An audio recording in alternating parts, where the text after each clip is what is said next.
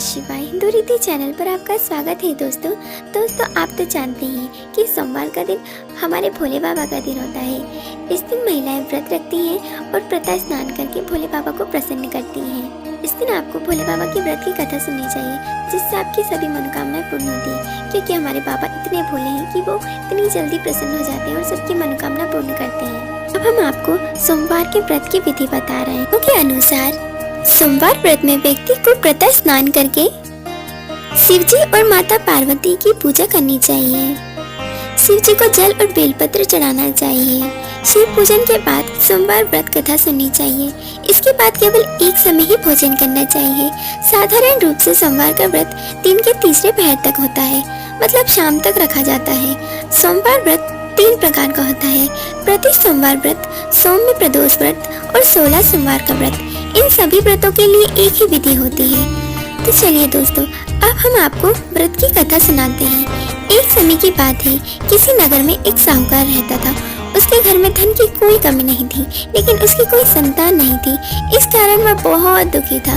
पुत्र प्राप्ति के लिए वह प्रत्येक सोमवार व्रत रखता था और पूरी श्रद्धा के साथ शिव मंदिर जाकर भगवान शिव और माता पार्वती की पूजा करता था। देखकर एक दिन माता पार्वती प्रसन्न हो गई और भगवान शिव से साहूकार की मनोकामना पूर्ण करने का आग्रह किया।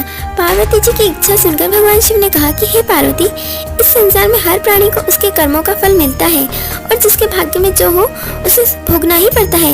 लेकिन पार्वती जी ने साहूकार की भक्ति का मान रखने के लिए उसकी मनोकामना पूर्ण करने की इच्छा जताई।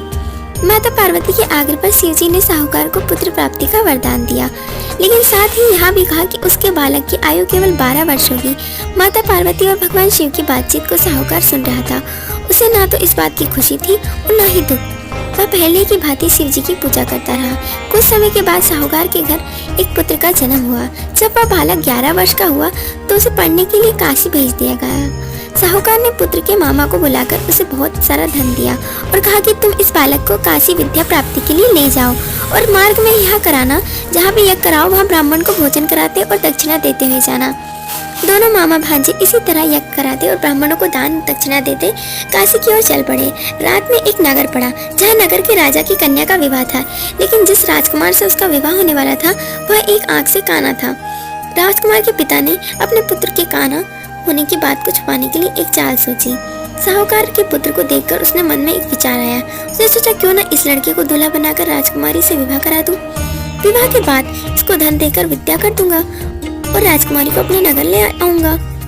लड़के को दूल्हे के वस्त्र पहनाकर राजकुमारी से विवाह करा दिया, लेकिन साहूकार का पुत्र ईमानदार था। उसे यह बात न्याय संगत नहीं लगी। उसने अवसर पाकर राजकुमारी की चुन्नी के पल्ले पर लिखा कि तुम्हारा विवाह तो मेरे साथ हुआ है, लेकिन जिस राजकुमार के संग तुम्हें भेजा जाएगा वह एक आंख से काना है। मैं तो काशी पढ़ने जा रहा हूँ। जब राजकुमारी ने चुन्नी पर लिखी बात पढ़ी तो उसने अपने माता पिता को यह बात बताई।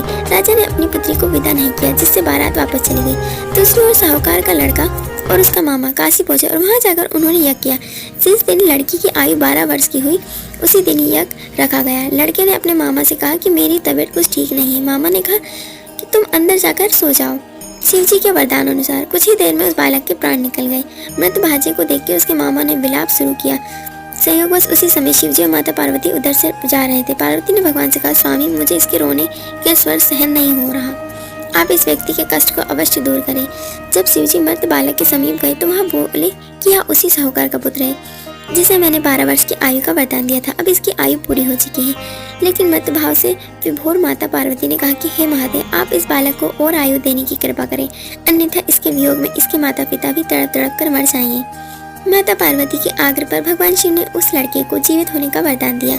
शिव जी की कृपा से वह लड़का जीवित हो गया। शिक्षा समाप्त करके लड़का मामा के साथ अपने नगर की ओर चल दिया। दोनों चलते हुए उसी नगर में पहुंचे जहां उसका विवाह हुआ था। उस नगर में भी उन्होंने यज्ञ का आयोजन किया। उस लड़के के ससुर ने उसे पहचान लिया और महल में ले जाकर उसकी खातिरदारी की और अपनी पुत्री को विदा किया। इधर साहूकार और उसकी पत्नी भूखे प्यासे रहकर बेटे की प्रतीक्षा कर रहे थे। उन्होंने प्रण कर रखा था कि यदि अपने बेटे की मृत्यु का समाचार मिला तो वह भी प्राण त्याग देंगे, परंतु अपने बेटे के जीवित होने का समाचार पाकर वह बेहद प्रसन्न हुए। उसी रात भगवान शिव ने व्यापारी के स्वप्न में आकर कहा, हे श्रेष्ठी, मैंने तेरे सोमवार के व्रत करने और व्रत कथा सुनने से प्रसन्न होकर तेरे पुत्र को लंबी आयु प्रदान की है। इसी प्रकार जो कोई सोमवार व्रत करता है या कथा सुनता होता है और पढ़ता है उसके सभी दुख दूर होते हैं और समस्त मनोकामनाएं पूर्ण होती है। देखा दोस्तों आपने हमारे भोले बाबा कितने भोले हैं। तो दोस्तों कमेंट बॉक्स में जय श्री महाकाल ओम नमः शिवाय जरूर लिखें।